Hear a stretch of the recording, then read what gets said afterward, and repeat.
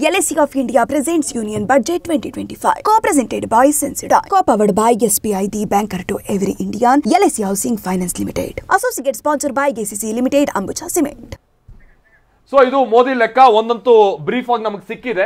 But in depth ನಾವು ಏನೇನಿದೆ ಅನ್ನುವಂಥದ್ದು ನಮ್ಮ ರಾಜ್ಯಕ್ಕೆ ಏನಾದರೂ ಅನುಕೂಲ ಆಗಿದೆಯಾ ಅಥವಾ ಯಾವ್ದಾದ್ರು ಯೋಜನೆಗಳು ಮತ್ತೊಂದು ಅದು ನಂತರದ ಹಂತದಲ್ಲಿ ನಾವು ನೋಡ್ತಾ ಹೋಗಬೇಕಾಗುತ್ತೆ. ಬಟ್ ಈಗ ವೇತನದಾರರು ಮಧ್ಯಮ ವರ್ಗ ಇದು ನಾವು ಬೆಳಗ್ಗೆಯಿಂದನೂ ಕೂಡ ಅದನ್ನೇ ಮಾತನಾಡ್ತಾ ಇದ್ದಿದ್ದು, ಹೆಚ್ಚಾಗಿ ಅದ್ರ ಬಗ್ಗೆ ನಾವು ಗಮನ ಕೊಟ್ಟಿದ್ವಿ. ಏನು ಅನುಕೂಲ ಅಂತ? ಅನುಕೂಲ ಹೌದು, 12 ಲಕ್ಷದವರೆಗೆ ನಿಮಗೆ ತೆರಿಗೆ ಕಟ್ಟುವಂಥ ನಿಟ್ಟಿನಲ್ಲಿ ಏನು ವಿನಾಯಿತಿ ಇದೆ, ರಿಬೇಟ್ ಮಾಡ್ಕೊಳ್ಳೋಕೆ ಅವಕಾಶ ಇದೆ. ಹೊಸ ತೆರಿಗೆ ಪದ್ಧತಿಯಲ್ಲಿ ಈ ಮುಖೇನವಾಗಿ ಒಂದು ಭಾರಿ ಬದಲಾವಣೆಯನ್ನು ತಂದಿದ್ದು. ಈ ಮುಖೇನವಾಗಿ ಹಳೆ ತೆರಿಗೆ ಪದ್ಧತಿಯಲ್ಲಿ ಇನ್ನೂ ಕೂಡ ಯಾರು ಆಪ್ಟ್ ಮಾಡ್ಕೊಳ್ತಾ ಇದ್ರು ಅವರನ್ನ ಬಹಳ ದೊಡ್ಡ ಮಟ್ಟದಲ್ಲಿ ಸೆಳೆಯೋದಕ್ಕೆ ಒಂದು ಅವಕಾಶ ಆದಂಗೆ ಆಗಿದೆ. 4 ಲಕ್ಷ ತನಕ ಏನಾದರೂ ನಿಮ್ಮ ಆದಾಯ ಇದ್ರೆ ಯಾವುದೇ ರೀತಿಯಾಗಿ ಟ್ಯಾಕ್ಸ್ ಕಟ್ಟೋ ಅವಶ್ಯಕತೆ ಇಲ್ಲ. 4 ರಿಂದ 8 ಲಕ್ಷದವರೆಗೆ ಇದ್ರೆ 5% ಅಷ್ಟು ಕಟ್ಟಬೇಕಾಗುತ್ತೆ. 8 ರಿಂದ 12 ಲಕ್ಷದವರೆಗೆ ನಿಮ್ಮ ಆದಾಯ ಇದ್ರೆ 10% ಅಷ್ಟು ನೀವು ತೆರಿಗೆಯನ್ನ ಕಟ್ಟಬೇಕಾಗುತ್ತೆ. 12 ರಿಂದ 16 ಲಕ್ಷದವರೆಗಿನ ಆದಾಯ ಇದ್ರೆ 15%, 20 ರಿಂದ 16 ರಿಂದ 20 ಲಕ್ಷ ಓಕೆ 20%, ಆಮೇಲೆ 20 ರಿಂದ 24 ಲಕ್ಷ ಇದ್ರೆ 25%, ಎಬೋ 24% ಇದ್ರೆ 30% ಅಷ್ಟು ನೀವು ಕಟ್ಟಬೇಕಾಗುತ್ತೆ. 24 lakh. Personal income tax reforms with special focus on middle class. Democracy, demography, and demand are the key support pillars in our journey towards Vikasit Bharat. The middle class provides strength for India's growth. This government, under the leadership of Prime Minister Modi, has always believed in the admirable energy and ability of the middle class in nation building. In recognition of their contribution,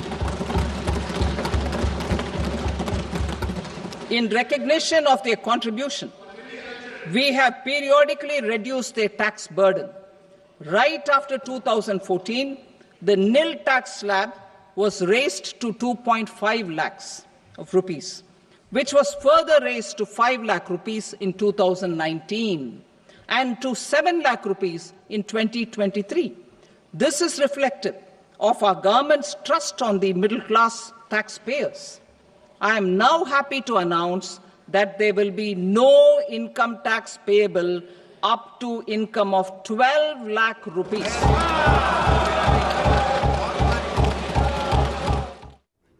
so ಇದು ಇನ್ನೊಮ್ಮೆ ನಾವು ಗಮನಿಸೋಣ.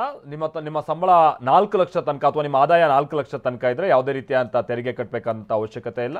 4 ರಿಂದ 8 ಲಕ್ಷ ಇದ್ರೆ 5% ಅಷ್ಟು, ಜೊತೆಗೆ 8 ರಿಂದ 12 ಲಕ್ಷದಷ್ಟು ಇದ್ರೆ 10% ಅಷ್ಟು, 12 ರಿಂದ 16% ಅಷ್ಟು ಏನಾದರೂ ನಿಮ್ದಿದ್ರೆ 15%, 16 ಲಕ್ಷದಷ್ಟು ಇದ್ರೆ 15%, 16 ಲಕ್ಷದಿಂದ 20 ಲಕ್ಷ ಸಂಬಳ ಏನಾದರೂ ಹೊಂದಿದ್ರೆ 20% ಅಷ್ಟು ಕಟ್ಟಬೇಕಾಗುತ್ತೆ. 20 ರಿಂದ 24 ಲಕ್ಷ ಸಂಬಳ ಹೊಂದಿದ್ದಲ್ಲಿ 25%, 24 ಲಕ್ಷದ ಎಬೋವ್ ಇದ್ರೆ 30% ಅಷ್ಟು ನೀವು ಕಟ್ಟಬೇಕಾಗುತ್ತೆ. ಕಳೆದ ಬಾರಿ ಈ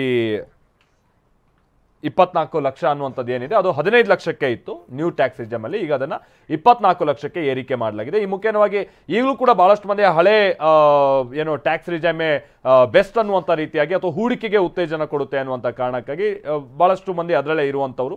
ಸೊ ಅವರನ್ನ ಈತ ಕಡೆಗೆ ನ್ಯೂ ಟ್ಯಾಕ್ಸ್ ರಿಜಮ್ ಕಡೆಗೆ ಸೆಳೆಯೋದಕ್ಕೆ ಬಹಳ ಅನುಕೂಲ ಆಗುತ್ತೆ ಅನ್ನುವಂಥದ್ದು ಬಹುಶಃ ಕೇಂದ್ರ ಸರ್ಕಾರ ಇಂಥದ್ದು ನಿರ್ಧಾರ ತೆಗೆದುಕೊಂಡಿರೋದ್ರಲ್ಲಿ ಒಂದು ಯೋಚನೆ ಇದೆ ಅನ್ನುವಂಥದ್ದು ಗೊತ್ತಾಗ್ತಾ ಇದೆ. ಕೇಶವ್ ಸರ್, ನೀವು MSME ಬಗ್ಗೆ ಹೇಳ್ತಾ ಇದ್ರಿ. ಈಗ MSMEದು ಏನು ಡೆಫಿನೇಷನ್ ಇದೆ, ನಾವು ಲಾಸ್ಟ್ ಇದು COVID-19 ಟೈಮಲ್ಲಿ ಚೇಂಜ್ ಮಾಡಿದ್ರು. ಮೊದಲು ಬರೀ ಇನ್ವೆಸ್ಟ್ಮೆಂಟಲ್ಲಿ ಇತ್ತು, ಟರ್ನ್ ಓವರ್ಗೂ ಸೇರಿಸ್ಕೊಂಡು ಒಂದು ಡೆಫಿನೇಷನ್ ಮಾಡಿದ್ರು. ಅದು ಈ ಸರಿ ರಿವೈಸ್ ಮಾಡಿದ್ದಾರೆ. ಸೊ ಇದು ರಿವೈಸ್ ಮಾಡಿದ್ರೆ ಏನು ಅಡ್ವಾಂಟೇಜ್ ಆಗುತ್ತೆ ಅಂದರೆ, ಈಗ 1 crore ಮೊದಲು ಮೈಕ್ರೋ ಇಂಡಸ್ಟ್ರೀಸ್ಗೆ 1 crore ಇದ್ದರೆ 1 crore 10 lakhs ಅವ್ನು ಇನ್ವೆಸ್ಟ್ ಮಾಡಬೇಕು ಅಂತ ಇದ್ದರೆ ಅವ್ನು ಇನ್ವೆಸ್ಟ್ಮೆಂಟಲ್ಲಿ ಅವ್ನು ಯೋಚನೆ ಮಾಡ್ತಾನೆ, ನನಗೆ ಇದೆಲ್ಲ ಹೋಗ್ಬಿಡುತ್ತೆ, ನನಗೇನು ಕನ್ಸೆಷನ್ ಸಿಗುತ್ತೆ ಅದು ಹೊಟ್ಟೋಗ್ಬಿಡುತ್ತೆ, ಅದಕ್ಕೆ ಅವ್ನು ಇನ್ನೊಂದು ಏನೋ ಒಂದು ಓಪನ್ ಮಾಡಿ ಇನ್ನೊಬ್ಬರ ಹೆಸರಲ್ಲಿ ಓಪನ್ ಮಾಡಿ ಇದೆಲ್ಲ ತೊಂದರೆಗೊಳಗಾಗ್ತಾ ಇರ್ತಾರೆ.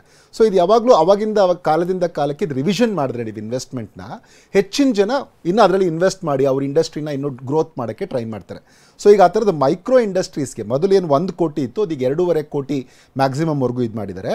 ಟರ್ನ್ ಓವರ್ ಒಂದು ವೇಳೆ 5 ಕೋಟಿ ಇದ್ದರೆ ಅದು 10 ಕೋಟಿವರೆಗೂ ಟರ್ನ್ ಓವರ್ಗೆ ಅವಕಾಶ ಕೊಟ್ಟಿದ್ದಾರೆ. ಸೊ ಹಾಗಾಗಿ ಮೈಕ್ರೋ ಇಂಡಸ್ಟ್ರೀಸ್ಗೆ ಹೆಚ್ಚು ಒತ್ತು ಸಿಗುತ್ತೆ. ದುಡ್ಡು ಇದ್ದವರು ಕೂಡ ಈಗ ಹಾಕಿದ್ರೆ ನನ್ನ ಕನ್ಸೆಷನ್ ಹೋಗುತ್ತೆ, ನನ್ನ ಮೈಕ್ರೋ ಉಳಿಯಲ್ಲ ಅನ್ನೋರು ಆಗ್ತಾ ಇರಲಿಲ್ಲ. ಅದನ್ನು ಇನ್ನಷ್ಟು ಡೆವಲಪ್ ಮಾಡ್ಸಕ್ಕೆ ಟ್ರೈ ಮಾಡ್ತಾ ಇರಲ್ಲ. ಅವ್ರು ಇನ್ನೊಂದು ಯಾವುದೋ ಒಂದು ಹೆಸರಲ್ಲಿ ಮಾಡೋದು, ಆವಾಗ ಅದನ್ನು ಬೆಳೆಸೋಷ್ಟು ಇನ್ನೊಂದು 10 ವರ್ಷ ಹೋಗ್ತಾ ಇತ್ತು.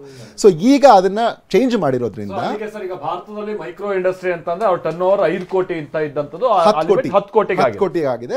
ಇನ್ವೆಸ್ಟ್ಮೆಂಟ್ 2.5 ಕೋಟಿಗೆ ಆಗಿದೆ. 1 ಕೋಟಿಯಿಂದ 2.5 ಕೋಟಿಗೆ ಆಗಿದೆ. ಇದೆ.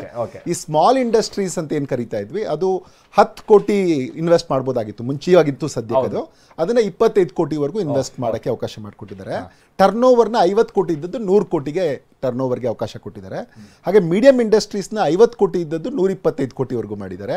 ಸೊ ಹ್ಯೂಜ್ ಜಂಪ್ ಅದು. ಟರ್ನ್ ಓವರ್ ಅಲ್ಲಿ 250 ಕೋಟಿಯಿಂದ 500 ಕೋಟಿಗೆ. ಸೊ ದೊಡ್ಡ ಜಂಪ್ ಅದು. ಆ ಥರ ಆದಾಗ ಏನಾಗುತ್ತೆ, ಇಂಡಸ್ಟ್ರಿಯಲ್ ಗ್ರೋತ್ಗೆ ಒಂದಷ್ಟು ಅವಕಾಶ ಸಿಗುತ್ತೆ.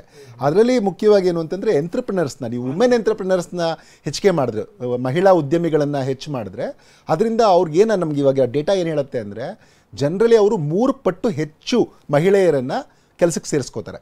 ಈ ಡೇಟಾ ಹೇಳುತ್ತದು. ಮತ್ತು ನಿಮಗೆ over all compound annual growth rate ಏನಿರುತ್ತೆ ಅದು ಜಾಸ್ತಿ ಇರುತ್ತೆ.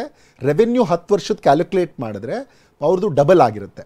ಸೊ ಹಂಗಾಗಿ ಮಹಿಳಾ ಉದ್ಯಮಶೀಲನ ಹೆಚ್ಚು ಮಾಡೋಕ್ಕೆ ಇವ್ರು ಏನು ಮಾಡಿದ್ದಾರೆ, ಇನ್ಕ್ಲೂಸಿವಿಟಿ ಇರಲಿ ಅಂಥೇಳಿ 5 ಲಕ್ಷ ವುಮೆನ್ ಎಂಟರ್ಪ್ರಿನರ್ಸ್, ಅದರಲ್ಲೂ ಮಾರ್ಜಿನಲೈಸ್ ಕ್ಲಾಸ್ಗೆ ಏನು SC/ST ವುಮೆನ್ ಇದ್ದಾರೆ ಅವ್ರನ್ನ 5 ಲಕ್ಷ ವುಮೆನ್ಗೆ ಎನ್ಕರೇಜ್ ಮಾಡೋಕ್ಕೆ ಫೈನಾನ್ಸನ್ನು ಘೋಷಣೆ ಮಾಡಿರುವಂಥದ್ದು ಇದೆ.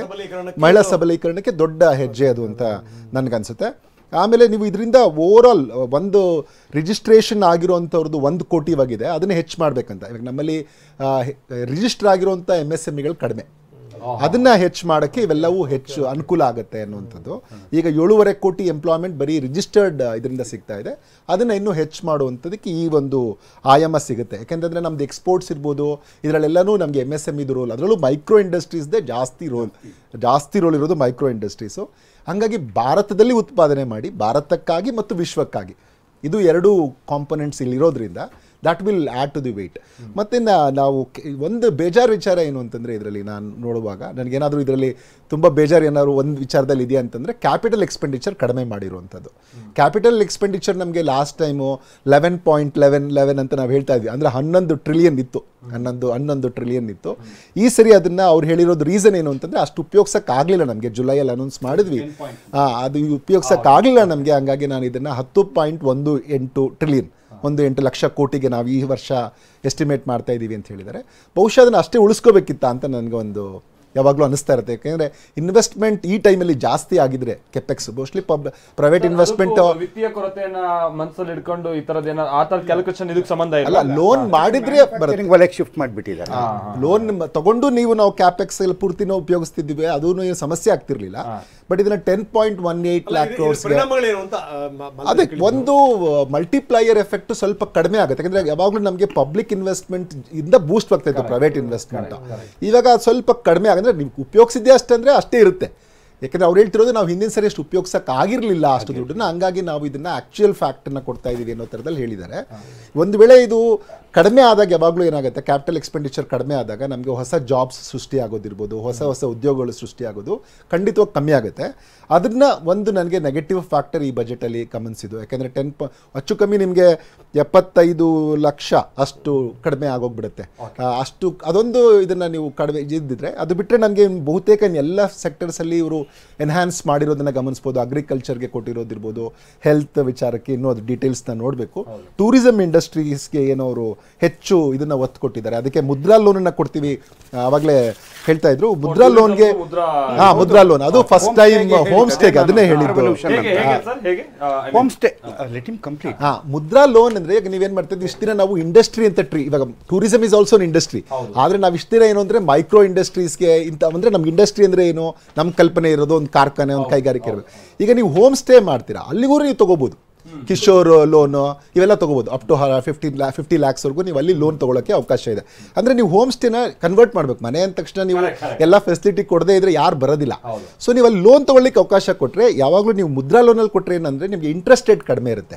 ನೀವು ಬೇರೆ ಕಡೆ ಲೋನ್ ತಗೊಂಡು ಮಾಡ್ಬೋದು. ನೀವು ಇಲ್ಲಿ ಇಂಡಸ್ಟ್ರಿ ಅಂತ ಟ್ರೀಟ್ ಮಾಡಿದ ತಕ್ಷಣ ನಿಮಗೆ ಇಂಟ್ರೆಸ್ಟ್ ರೇಟ್ ಕಡಿಮೆ ಆಗುತ್ತೆ, ಬೇರೆ ಎಲ್ಲ ಬೆನಿಫಿಟ್ಸು ನಿಮಗೆ ಸಿಗ್ತಾ ಹೋಗುತ್ತೆ. ಸೊ ಅದ್ರದ್ದು ಅಡ್ವಾಂಟೇಜ್ ಇದೆ ಇಲ್ಲಿ.